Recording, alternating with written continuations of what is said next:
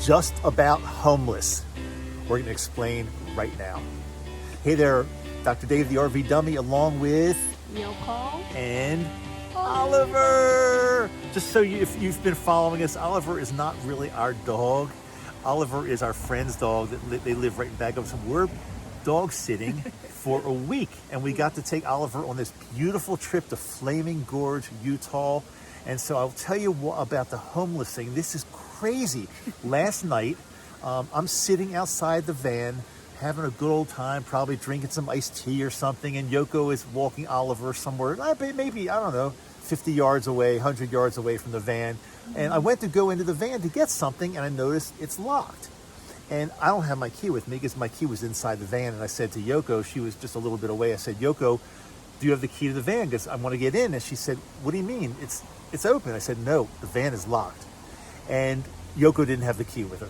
No. So we're not because I always put the key in on that hook thing. Right. Inside. So we're not really sure how it happened. We have some ideas how it happened, but the bottom line is it happened, and we were locked out at a campground. Luckily, we were at a campground, and the campground had cell service, because we were thinking if this place had no cell service, we'd be in big trouble. So the first thing I did, I started calling locksmiths. Now, we're in the KOA in Flaming Gorge, Utah, and Flaming Gorge, it's a little town, and the town is called Manila.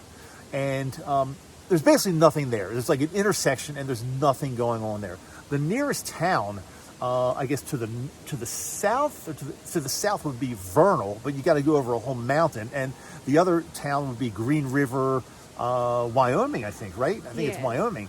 So couldn't find a locksmith. So Yoko had a great idea. She said, well, call AAA. I never thought about calling AAA, so I called AAA.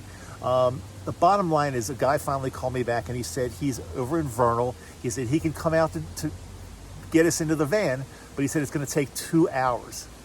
2 hours. So remember what time it happened? This was around 7:30, I think, 7:30 p.m. Is that right? No. Earlier. Early, or maybe 7 p.m. 7 p.m. So just to give you an idea, it's starting to get 7:30. 7:30. Yeah. It's starting to get dark. It's starting to get cold. After dinner, actually. After dinner, all of my heavy stuff was inside the van. I had basically had a shirt, and luckily we had a blanket for Oliver. Yeah. Yoko had, I think you had this jacket or something similar, so you were fairly warm, but it was getting colder and colder and darker and darker. And this guy was going to take 2 hours. And even when we weren't even sure if he's going to be able to get into the van. I mean, who knows if he could do it or not? He's some AAA guy from Vernal, Utah.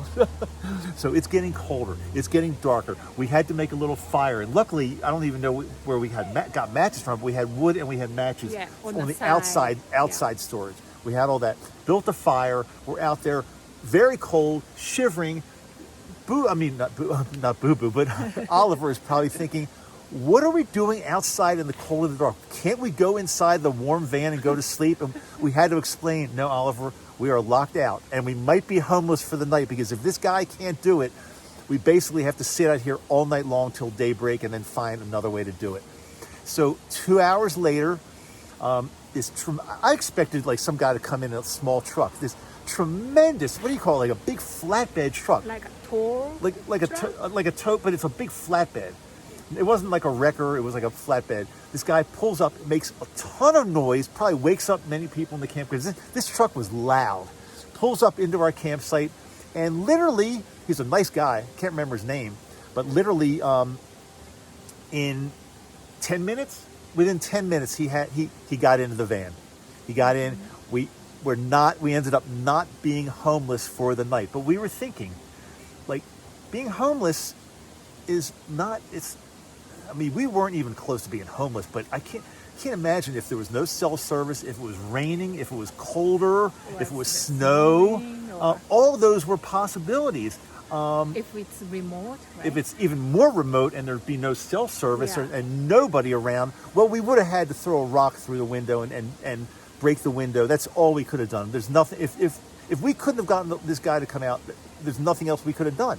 We would have had to just break the window and then worry about it later. Luckily, the guy came out. We got into the warm van, turned on the heat. Oliver was comfortable. He was probably just wondering why this whole thing's taking place. But by 10 o'clock, we were in bed, comfortable again.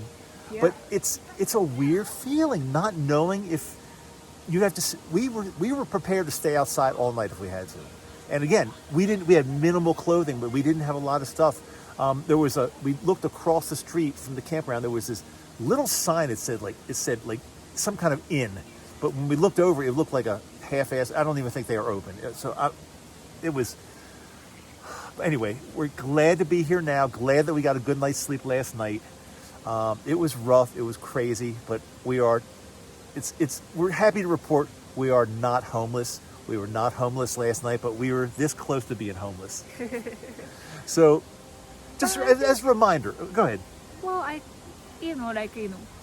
there are other campers. Right? There were other campers, and we talked to some other campers, but nobody knew how to break into a van. No, but nobody knew how to do it. It helped a lot because they gave us a code for the restroom. Code for the restroom. So the people across the thing in the Class A, they offered us all kinds of alcoholic drinks, which we didn't accept. Yeah, we didn't accept. But it was good. At least I was able to go to bathroom, or it was campground. So that I'm thirsty, but I can get water from the sink or something. That was a lot help. That was a big. It's the little things that you never really think about, but it was a warm bathroom. It was heated in the bathroom. So precious. Yeah. I mean, if we couldn't stand outside, we could have been slept in the bathroom if we had to. If we had to sleep in the bathroom, it would have to come to a point where at some point we would have had to throw a rock through the window. I think at some point. Yeah. But we didn't have to. But anyway, the lesson we learned from this is from now on, we will never, ever, ever lock our keys, because before leaving the van, we will always make sure we have a key on us. That was a fluke thing that somehow we must have triggered the lock thing and left the keys inside. Never done it. But my advice to you is don't ever get yourself in this situation. Luckily, we were able to get a locksmith, a AAA guy, even though we had to drive 2 hours each way. 2 hours each way for a 10-minute job. But please always check to make sure you've got your key, make sure you're not locking yourself out. That's our tip for the day. It took us almost being homeless to figure this whole thing out. That's why they call me the RV dummy. Yeah. We still make stupid mistakes, but I'm proud to admit learning, it. Always learning, always learning. So anything else at all? I think from us to you, from Flaming Gorge, Utah, great to see you. Thanks for checking in with us. We're okay. Hope you're okay too. Talk to you later.